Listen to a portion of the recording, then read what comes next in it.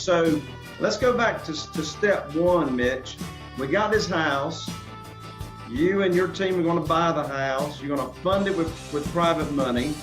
Go ahead. We were in step one. Step one was, what can I sell this house for? I know I can buy it for 110. So for easy math, let's just say, now I know that I can sell it for 110. I like to shoot for 50%. I like to buy my houses for 50%. Not really because it's a nice margin. It might be a little overzealous to go at 50%. But here's the thing. I can divide by 2 really good, Jay. So that's why I go with it. 110, I need to do it for around 55. I can divide by 2 like a son of a gun, man. I'm a good, ain't nobody better at dividing by 2 than me. Okay. There you go. I got you. So let's say I get it, and I get a lot of them for that. Sometimes I get them for even less. Now, keep in mind, I won't go over 65%, but let's say so. I divide by 2, 110. I say, I'm trying to pick this house up for $55,000. So let's say I do. So I get this guy to agree to 55. I go to my private lender and say, look, I got this house I can sell based on the rents. I can sell for 110 owner finance. Will you loan me 57? I always borrow $2,000 more at least. And why do I do that? Because it takes me $2,000 to find this guy. And if I'm buying 100 houses a year and I'm spending $2,000 to find every one of them, that's $200,000 a year that if I don't get it back, I'm leaving laying around in my deals. And it took me a long time to figure out why I always seemed so strapped, you know what I mean? Or more strapped. Because I was leaving this $2,000. So I borrowed 57. I put $2,000 in my left-hand pocket, which is tax deferred because it's borrowed money. And my payment's about $350 for easy math, okay? Now, this guy owes me $850 and he gives me $12,000 down. So he gives me $12,000 down. I put that $12,000 in my right pocket. So between my right and my left pocket, I got $14,000 in my pocket, and my buyer owes me $850 a month, and I owe my lender $350. So I'm keeping $500 in the middle, and I'm not a landlord. It's not my toilet. There's not going to be a phone call saying, "Hey, I'm the air conditioner man, and you got to give me some of that $500." It's not going to happen.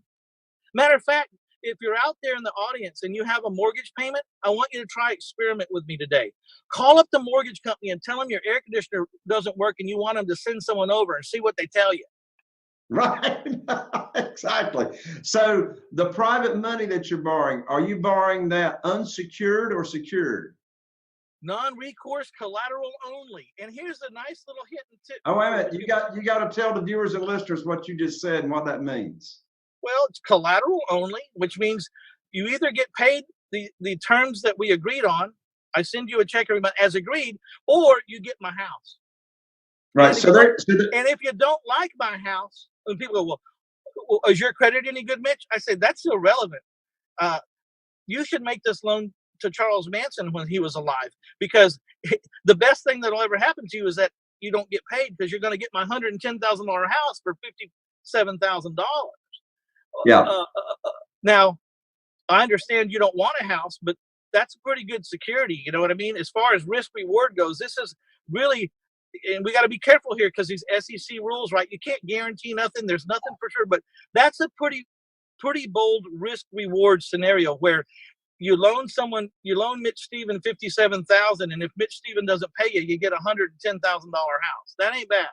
Yeah. So when you borrow the money from the private lender, you're giving your private lender a first mortgage, yes?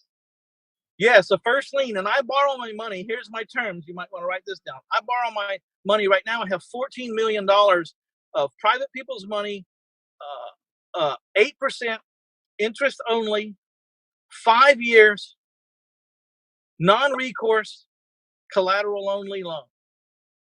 Non-recourse meaning if I don't pay you, you can't sue me. You can't give me a judgment. You can't take me to court. You just got to foreclose on my house. But, Jay, if I ever couldn't make my payments, I'll walk the deed over to someone. You know what I mean? I'm not going to string them out. Those people that collect money and don't make payments, those people need to be hung. Back in the Old West, they'd have tarred and feathered them and shot them. That's right. So you give your private lender the first mortgage. Now you take that property and you're going to sell it, owner finance to a buyer. So what how does the security work on that? So this is how it looks. My lender gives me $57,000 in the scenario in a first lien position on that house. And then he allows me to wrap it. That's another scenario. That's another one of my terms. It must be wrappable.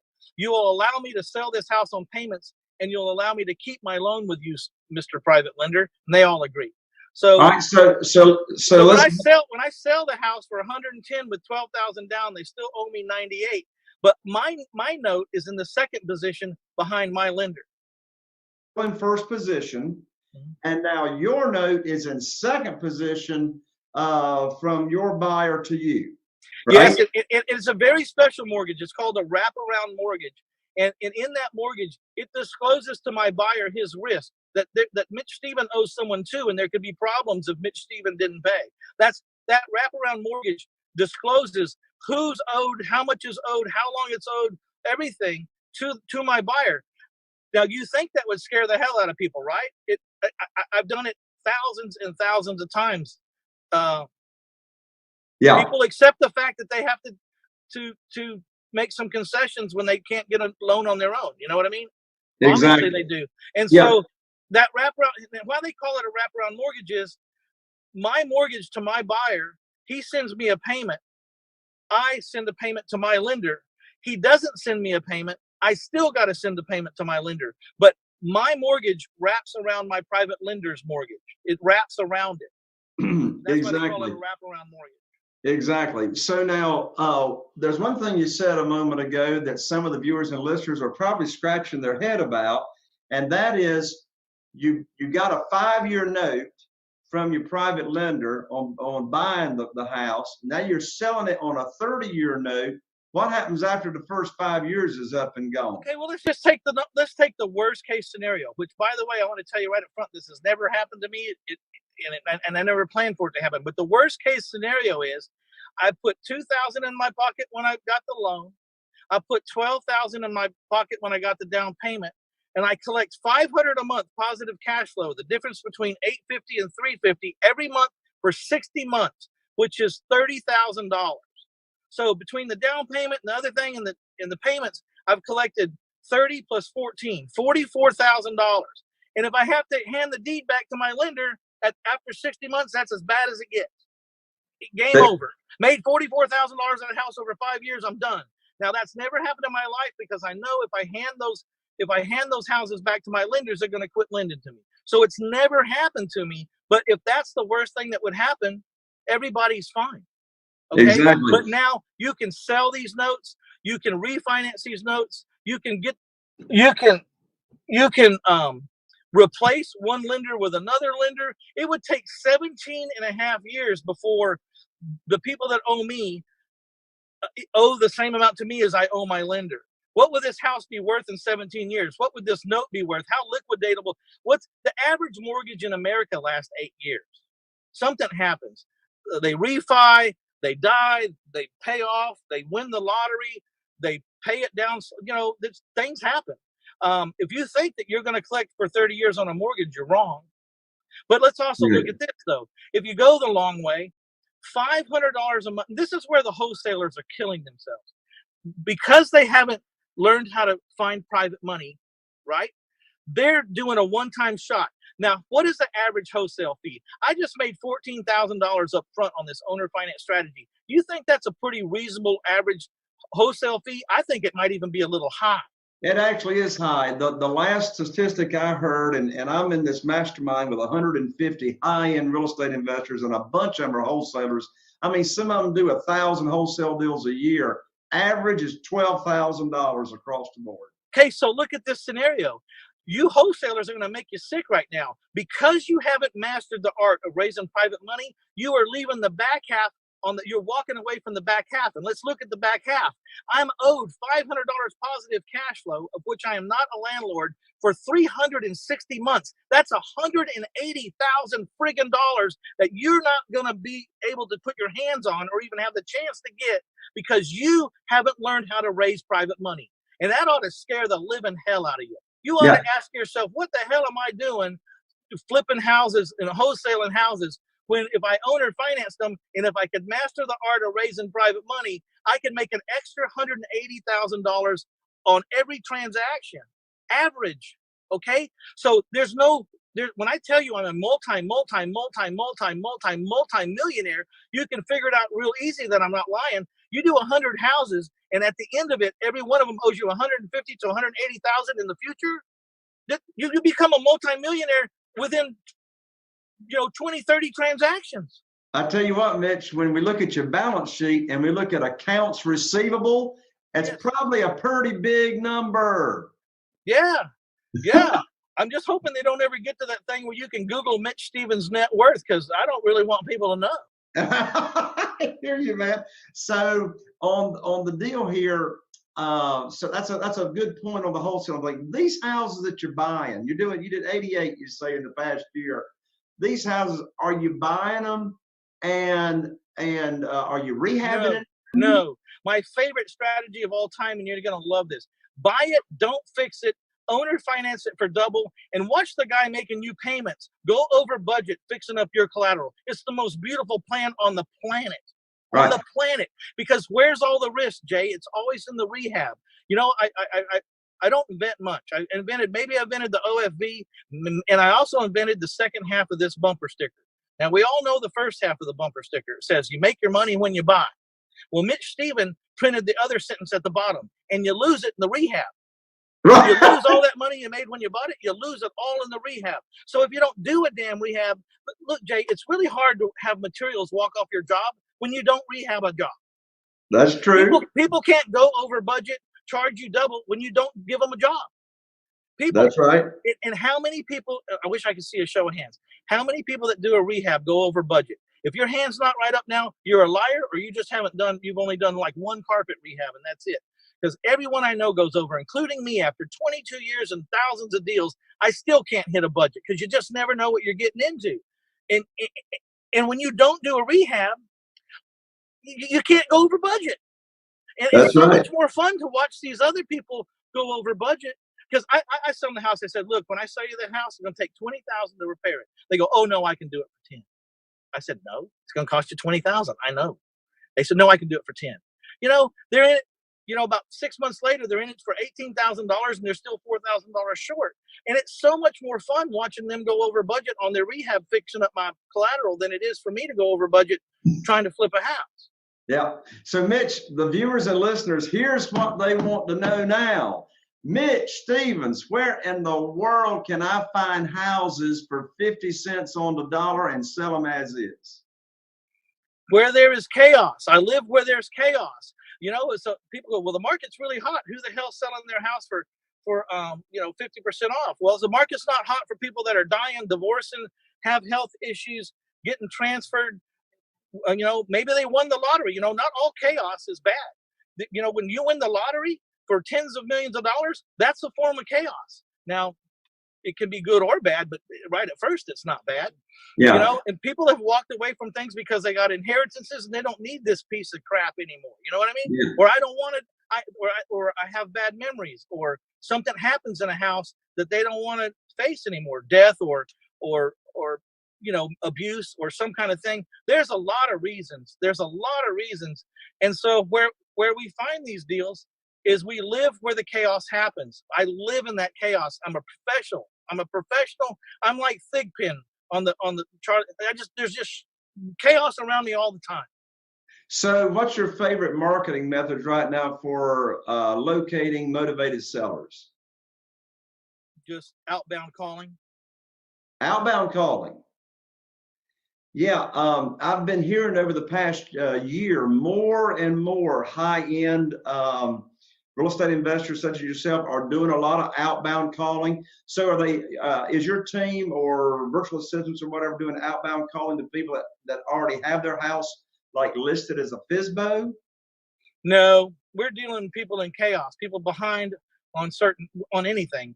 People are getting nuisance and abatements or residential property code violation judgments put on their property. Indicators that people are having problems. Behind in property taxes, filed for a loan modification, any hint that they're struggling with the property, then we're calling them, and then we do the postcard mailings and the other touches after we've reached a semi-interested party, someone who's answered the phone and hasn't cussed us out. And then we start staying in touch with them. A lot less of them, and I can stay in touch with them better and have a good conversion rate. Yeah. So you may not know this because you may have a team member doing it, but do you know what skip trace service your team is now using to locate people's phone numbers to call them? Yeah, we use TLO. TLO. I was going to say TLO is a big one out there. Well, it's not easy to get, and you need to talk to some people before you start applying for this stuff, because you don't get many chances. They just, if they don't like you, they'll shut you off. Exactly. So you need to learn about how to get approved, because if you make any mistakes along the way, you just don't walk back in and reapply. Exactly. Well, my lands, Mitch, we are just about out of time, and you and me could keep going here for another hour or two. So let me wrap up with some quick fire questions here, and then you're going to be able to give away the free gift that you got here at the end of the show. So what's the best advice you got for a new real estate investor that's never done I think you use the internet to get as much free information as you can. You always check references on everybody. Once you find a strategy that then stop looking at everything else and start drilling down. Once you're sure that it's for you, once you're sure that that's the strategy that you're going to do, then stop with the free stuff and hire someone that's the best at what they do in that strategy, or one of the best, and pay them. Because you're either going to pay the street or you're going to pay the mentor. And the street's relentless, and the street will crush you. And the stress of the street, learning by the street. I graduated from La Calle U, Jay. La Calle means the street in Spanish. I'm going to get a ring made that says La Calle U. Everybody else, I didn't go to college, but I'm going to get a college ring that says La Calle U. And people start showing their ring. I graduated from A&M. I graduated from Alabama. I graduated from La Calle U, mofos. So Mitch, I hear you practicing what you're preaching, and that is, you just said, figure out this core strategy and stick to it. So would you say your core strategy now, and has been for years, find the motivated seller, negotiate the deal, fund it with private money, sell it as is with owner financing?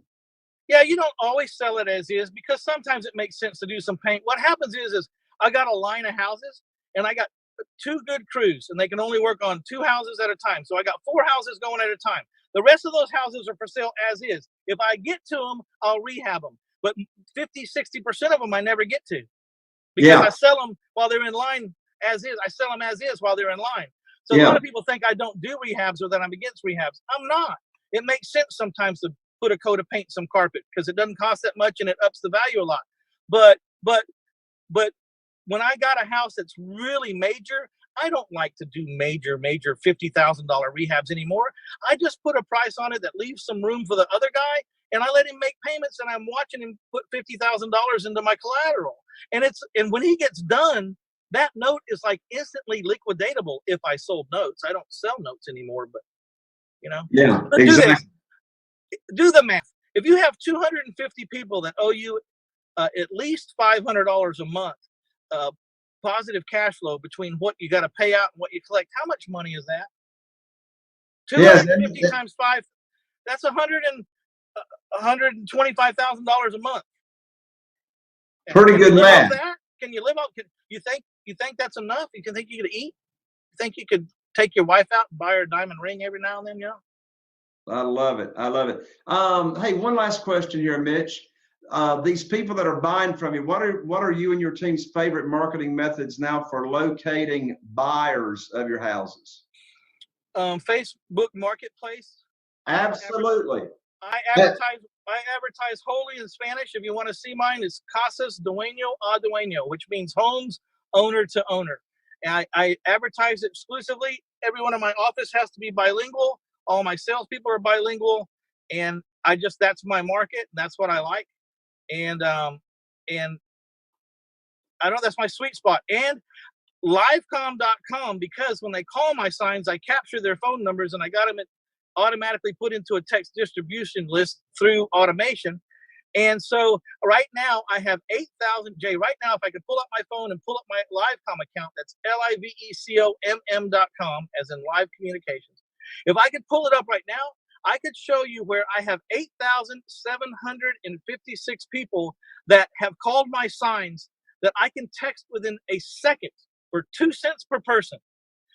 These are people that called my signs already, direct hits right between the eyes for 2 cents per person. And I can do it from my phone right now. And every time I have a new house come into inventory, I text them a little tiny URL that says, check out this house that just came into my inventory with owner financing. And I hit send, and 8,756 people that have already inquired about my houses get another text with the pictures and everything. And it's amazing. It's an amazing thing. Between the Facebook and that, I'm averaging 12% down in 9 days on the market.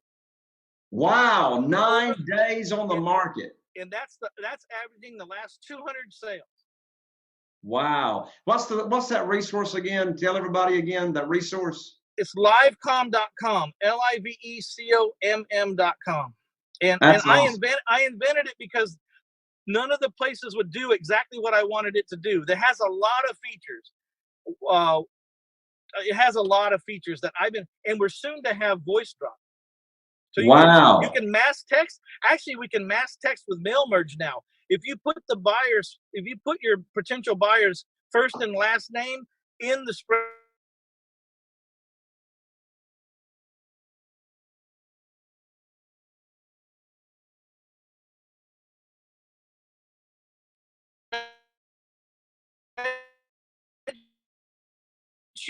when you send out a mail,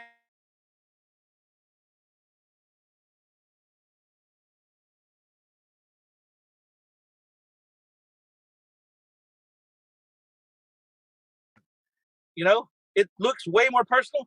And we have an app